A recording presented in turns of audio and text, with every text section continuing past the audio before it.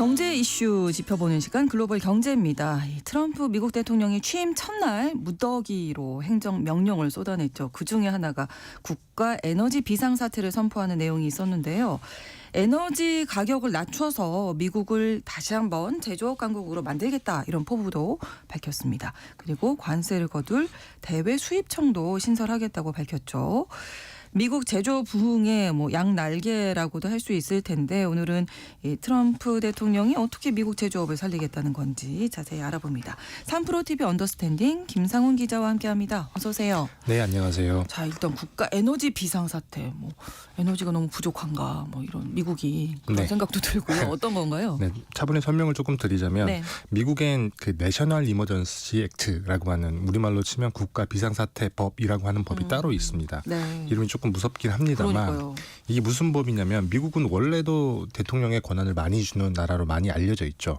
그랬더니 과거에 의회 허락을 거치지 않고도 5만 가지 이유로 비상사태를 선포하더라 대통령들이.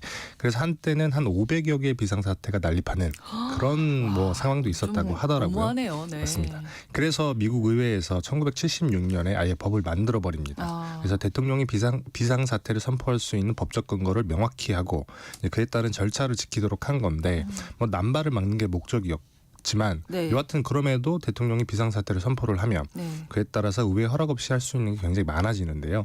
예를 들면 2019년에 트럼프 대통령이 멕시코와 맞닿아 있는 남부국경에서 장벽을 지으려고 했습니다. 불법 이민자를 막기 위한 목적이었죠. 근데 의회에서 그 예산을 허락해 주지 않았어요. 처리해 주지 않아서. 그래서 그 트럼프 대통령이 당시에 비상사태를 선포를 하고 그 자금을 이제 확보를 하려고 했던 거죠. 그러면 의회 허락 없이도 장벽 지을 돈을 대통령의 권한으로 마련할 수 있으니까 그랬던 건데 이번 행정명령은 에너지 부분에서 비상사태를 선포를 한 거예요. 우리가 쓰는 건 많은데 지금껏 바이든 행정부에서 개발을 너무 안 해서 공급이 부족하다. 이게 안보에 영향을 미친다. 이런 게 이유이긴 한데 그래서 연방 정부의 토지를 포함해서 모든 에너지 개발의 인허가 속도를 굉장히 빠르게 진행이 될 수 있도록 대통령의 권한, 행정부의 권한을 사용하겠다고 하는 겁니다. 심지어 필요하면 강제 수용 권한까지도 발동을 하겠다라고 할 정도입니다. 실제로도 정말 그런가요? 에너지 부분에 있어서 공급이 부족한 상황인가요, 미국이? 꼭 그렇진 않아요. 원래 미국이 에너지 부자이기도 한데. 그러니까요. 원래 근데 미국은 그 세계 최대 석유 소비국이자 수입국이었어요. 이미 2000년대 초반부터 지금까지 꾸준히 하루에 2천만 배럴 정도를 써서 세계 1위 소비 국가인데 지금도 중국보다 더 많이 씁니다. 근데 생산량 같은 경우는 2000년대 초반에는 고작 한 700만 배럴 정도밖에 안 됐어요. 그러니까 35% 정도 되나요? 그래서 절반이 넘는 한 1200만 배럴 정도를 수입을 했는데 그래서 중동 정세에 민감했던 이유, 전 세계 바다를 지키기 위해서 경찰국가 노릇을 했던 이유가 이 석유 수입선이 막히면 안 되기 때문에 그랬던 건데요. 근데 2010년대 전후로 해서 셰일 혁명이 일어나고 2010년대 후반에 제2차 셰일 혁명이 일어나면서 지금은 생산량이랑 소비량이 얼추 맞아 떨어지는 수준까지 올라섰습니다. 그래서 석유 생산 2위, 그다음에 석유 순수출 국가, 그다음에 천연가스 생산 1위 국가. 이게 역사상 초유의 에너지 대국의 탄생인 건데 그럼 트럼프 대통령은 왜 이렇게 해석을 이러느냐. 이렇게 해석할 수 있는데요. 트럼프 대통령이 말하는 미국을 다시 위대하게 마가라고 많이 부르잖아요. 여기 핵심은 제조업을 되살리는 겁니다. 소비와 생산이 얼추 맞아 떨어지긴 하지만 더 많이 생산하면 가격이 떨어질 테고 그럼 더 많이 쓰게 되겠죠.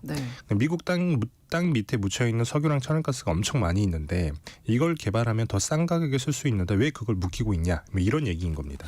에너지 가격이 떨어지는 거, 싸지는 거랑 제조업이랑 그러면 또 어떤 관계가 있는지. 아주 밀접한 관계가 있는데 지금은 낭패를 봤다라고 할 수 있지만 독일이 좋은 예로 들 수 있습니다. 앙겔라 메르켈 전 총리 같은 경우에도 경제 정책의 핵심이 제조업이었어요. 그래서 중국이랑 친하게 지내면서 커다란 중국 시장을 확보를 하는 게 한 축. 그런 다음에는 러시아랑 친하게 지내면서 러시아에서 싼 값에 천연가스를 들여와서 제품을 싸게 만드는 게 또 다른 한 축이었습니다. 근데 우크라이나 전쟁 이후에 크게 되었고 지금은 에너지 가격이 너무 올라서 그래서 독일 제조업이 무너지고 있다라는 얘기가 나오고 있을 정도의 상황이긴 합니다만 여튼 공장을 돌리는데 가장 중요한 게 에너지인 거죠. 자체적으로 발전소를 돌리거나 아니면 전기를 사다 쓰는 방법으로 이제 공장에 에너지를 공급하는데 우리나라 같은 경우에도 세계적인 제조업 강국이잖아요. 우리나라 같은 경우에는 원전으로 싸게 전기를 만들어서 공급하는 방식으로 제조업을 후방 지원을 했던 거고 또 다른 제조업 강국인 일본도 마찬가지였습니다. 독일 같은 경우에는 싸게 전기를 만들기보다는 천연가스로 공장이 자체 발전소를 돌리는 그런 모델을 썼었고요. 근데 미국도 바깥에 나가 있는 공장을 다시 불러오려면 네. 가장 중요한 게 값싼 에너지 공급이겠죠. 근데 트럼프가 봤더니 에너지 환경만 놓고 보면 제조업을 가장 잘한다라고 하는 우리나라 독일, 그다음에 일본보다 미국의 조건이 훨씬 좋은 거예요. 네. 석유도 넘치게 뽑아낼 수 있고 천연가스 같은 경우도 세계에서 가장 싸거든요. 어느 정도나 싼 건가요?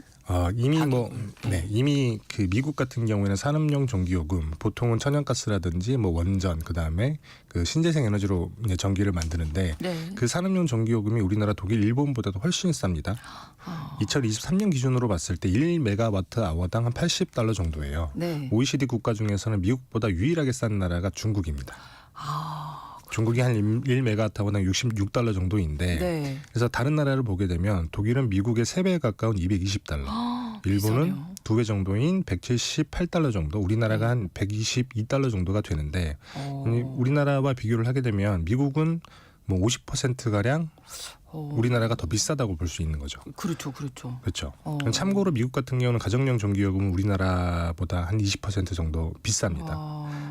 여튼 미국은 어떻게 이렇게 싸게 전기를 만드느냐, 이것도 아까 말씀드렸던 셰일 혁명 때문인 건데, 셰일은 석유나 천연가스가 스며들어 있는 점토층 같은 걸 말하는 거예요. 네, 네. 근데 거기에 유정을 꽂아서 뽑아내면 원유랑 천연가스가 같이 나옵니다. 그래서 원유 생산량이 늘어나면 자연스레 천연가스 생산량도 늘어나게 되는 건데, 그렇죠. 그래서 이렇게 늘어난 천연가스의 양이 미국이 전체가 다 쓰고도 남는 수준이었던 거예요. 그렇게 많군요. 맞습니다. 근데 수출 터미널은 없었고, 그래서 예전 같은 경우에는 너무 많이 남아서 그냥 네. 송유관에서 나오는 천연가스에 불을 붙여서 태워버리기도 했어요. 아이고 아까워라. 맞습니다. 우리가 보기엔 굉장히 아까운데 그러니까요. 네. 미국이 생각하기에는 네. 이걸 저장하는 게 오히려 더 비용이 더 든다는 거였어요. 그러니까 태워버리는군요. 맞습니다. 그래서 네. 우크라이나 전쟁이 터지고 부랴부랴 터미널을 짓고 유럽에 엄청나게 많이 팔고 있긴 합니다만 네. 최근에 우리나라도 많이 사다 쓰고 있기도 하죠. 네, 네.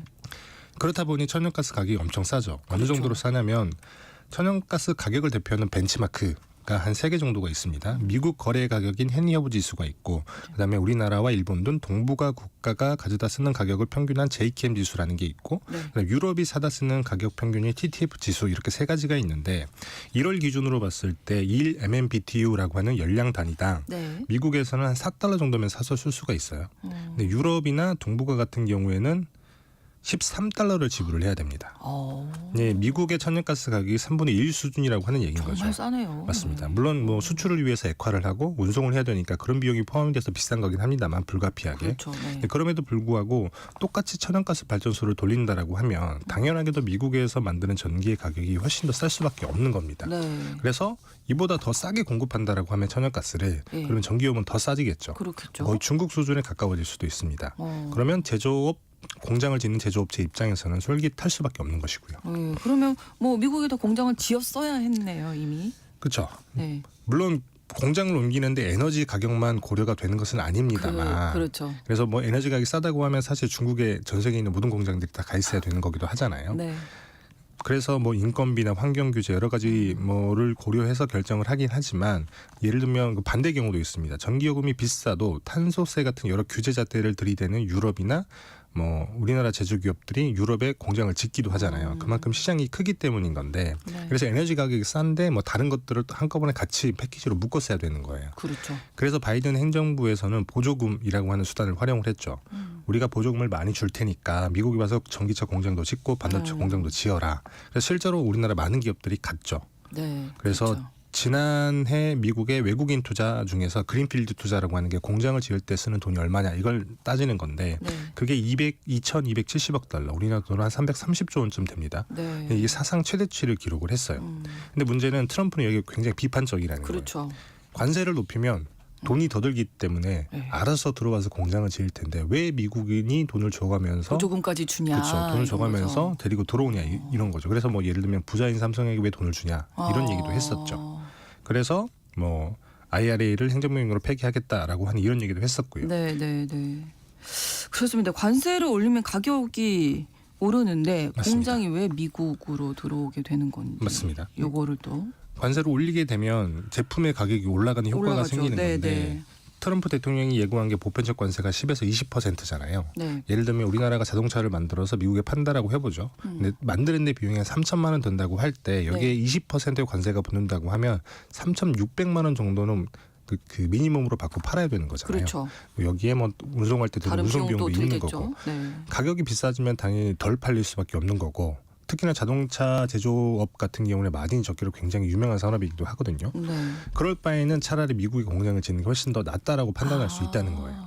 공장을 돌리는데 드는 에너지 비용도 훨씬 싸다고 하니까. 예. 더구나 요즘은 같은 경우 특히 자동차는 자동화가 굉장히 잘 돼 있기 때문에 그렇죠. 미국의 인건비가 높다라고 하지만 과거처럼 인건비가 굉장히 치명적이지도 않아요. 더더군다나 미국은 어찌됐든 간에 세계에서 가장 큰 시장이기도 하니 그러면 차라리 가서 공장을 짓자라고 판단할 수 있다는 거죠. 실제로 많은 공장들이 미국으로 갈까요? 어떻게 보세요? 최근에 그 현대제철이 미국에 제철소를 짓는 걸 검토한다라는 기사가 우리나라에서 대저특필된 적이 있죠. 이유가 크게 세 가지인데 첫 번째가 앞서 말씀드렸던 에너지 가격입니다. 네. 철강 제품을 만드는 방법이 유연탄으로 코크스를 태워서 쇳물을 만들어내는 고로라고 하는 게 있고 네. 그다음에 전기로에서 철을 녹여서 쇳물을 만드는 뭐 전기로 이 두 가지 방법이 있는데 이미 우리나라는 뭐 전기로에서 만드는 철강 제품 같은 경우에 중국산 값싼 철강 때문에 공장을 문을 닫고 있는 추세거든요. 네. 근데 미국은 이미 산업용 전기요금이 우리나라도 훨씬 더 싸다라고 말씀을 드렸잖아요. 더군다나 트럼프가 에너지 가격을 더 싸게 공급한다고 하니 예. 여기서 첫 번째 이유가 있는 거고 두 번째는 무역 장벽입니다.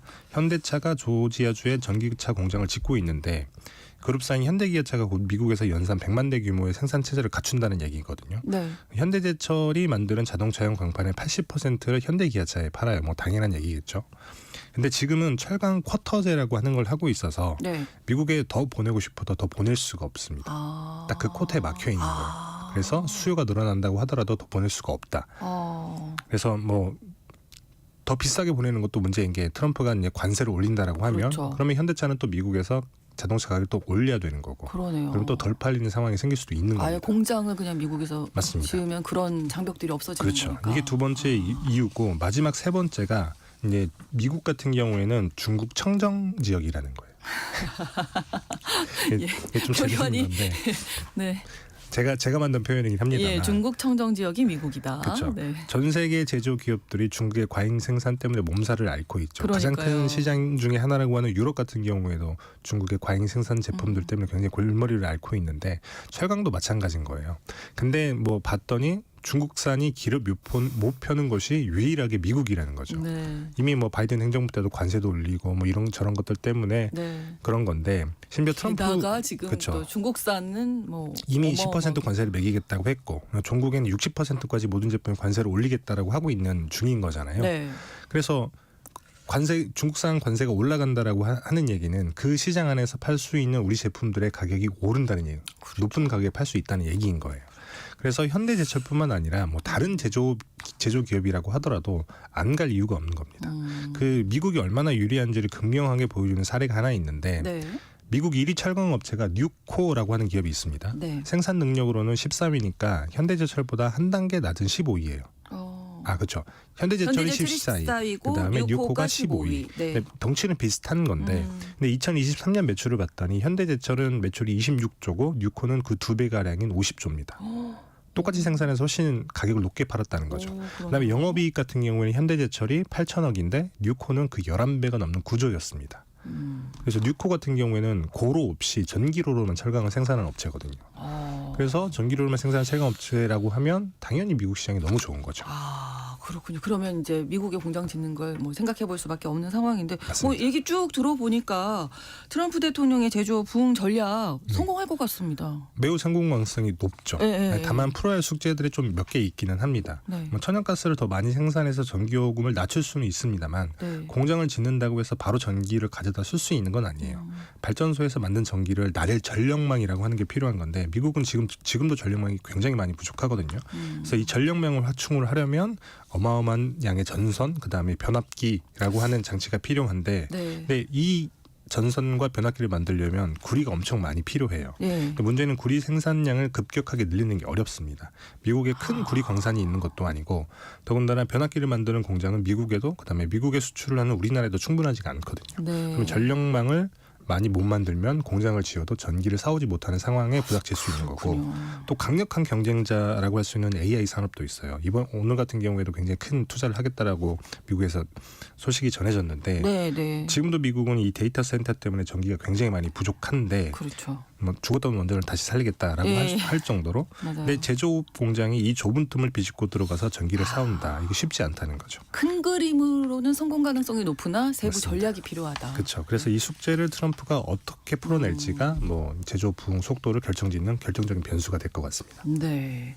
글로벌 경제 오늘 3프로TV 언더스탠딩 김상훈 기자와 함께했습니다. 고맙습니다. 네, 감사합니다. 에드 시런의 캐슬 온 더 힐 전해드리면서 KBS 일라디오 신성원의 오늘 세계는 마치겠습니다. 내일 다시 뵙겠습니다. 고맙습니다.